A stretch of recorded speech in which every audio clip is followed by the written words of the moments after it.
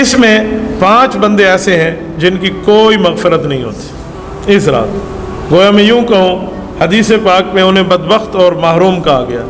یہ نہیں ہے کہ قیامت تک ان کی بخشش نہیں ہوگی، توبہ کر لیں گے تو ہو جائے گی، لیکن جو اس رات وہ 5 بندے توبہ نہیں کریں گے اور حق، ایک ہوتا ہے معافی، ایک ہوتی ہے تلافی۔ کسی کے پیسے لوٹ لو نا، پھر کہ مجھے معاف کر دے، معافی اس کے جرم کی مانگیں، تلافی اس کے مال کی کریں، اس کو ادائیگی کریں، پھر جا کے معافی بھی ہوتی ہے تلافی بھی ہوتی ہے۔ تو معافی تلافی کر لیں تو بچ جائیں گے، نہ کر لیں تو ان کا کوئی نہیں ہے۔ وہ 5 کون ہیں؟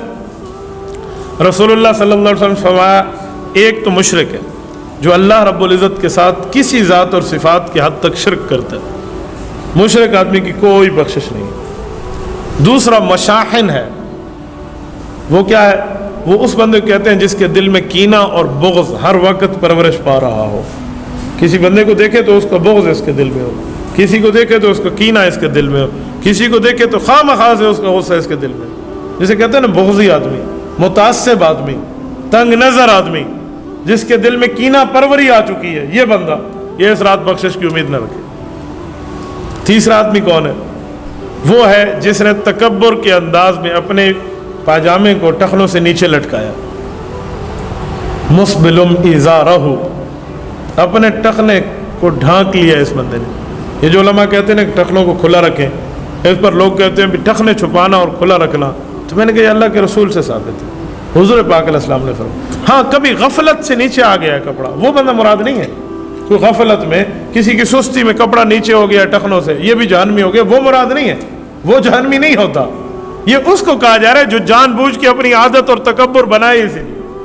یعنی بعض لوگ ہوتے ہیں نا، ان کو کہنا ٹخنے سے اوپر شلوار کریں، تو ہمیں کہتے ہیں میں کوئی نماز میں ہوں، تو انہیں کو یہ تمہیں کس بے وقوف نے کہا ہے نماز میں صرف ٹخنے سے اوپر شلوار رکھنی ہے؟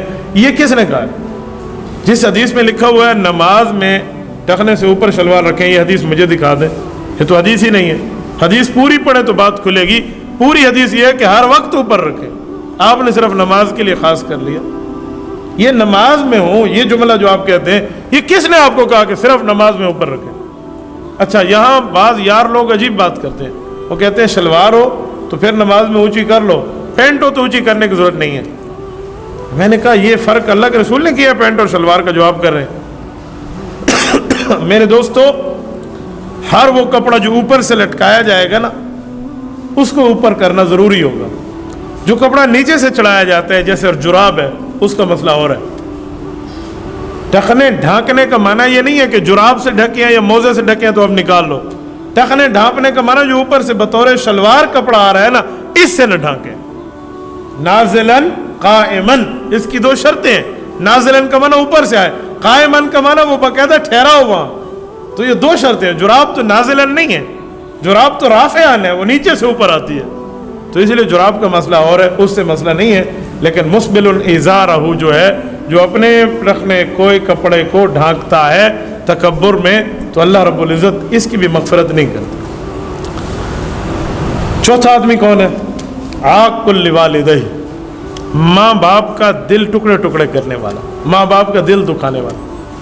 ماں باپ کا دل دکھانے کا مطلب کسی چھوٹی بات پہ ماں باپ نے کچھ کہا، اس نے کہا میں نہیں مانتا، وہ بندہ مراد نہیں ہے۔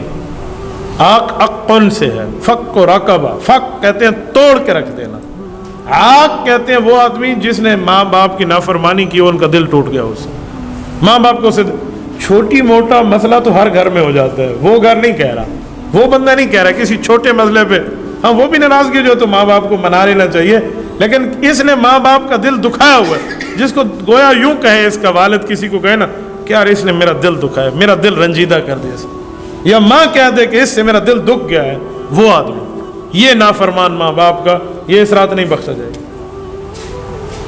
اور 5واں، جو مسلسل شراب پینے کا عادی بن چکا ہو، 1-2 بار پی تو معافی مانگ لی، اس کی بات نہیں ہے، مسلسل خود کو شراب میں دھت رکھے، جسے کہتے ہیں اس کو لت پڑ گئی ہے، اس چیز کی عادت پڑ گئی، اس آدمی کو